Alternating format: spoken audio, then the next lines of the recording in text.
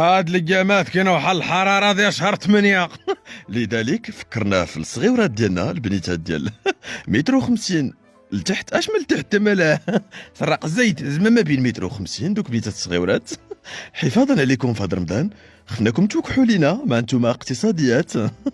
جبنا لك واحد الطرموسه باش تربي جوج قطرات ويدوز عندك النهار تيزايني. جبنا لك الطابيه باش تحطيها تحت القطره باش تسكطر انت اصلا تهبط لك قطره والقطره يخرج منها قطرات. تجبدي الكويسات تا هما غتقطري جوج قطرات وغتشربي بالصحه والراحه وغيدوز عندك النهار بخير وعلى خير.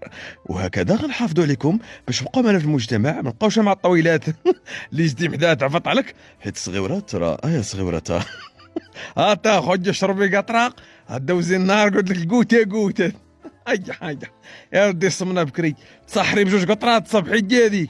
وجبنا لكم واحد اللعيبه تاع الناس الطوال الكبار باش ما يتقلقوناش قصيورات. تا خدي شو الساعه قداش هذه تايم سكوير هذه لا تيفوتك وقت السحور ولا وقت المغرب باش تعرفي تحقي الوقت. تمالت الساعه قداش واخا تكوني بغا تشوفي فيها يوم البعث ياس كنسكال شو الموري عندها قداش خاص لي يزمعك. لو بغيتي تزيد ديك تشوف الساعه خاصك تكون عندك البيسيبس. حيد لقيت انت البرودوي ديال والو يا صاحبي.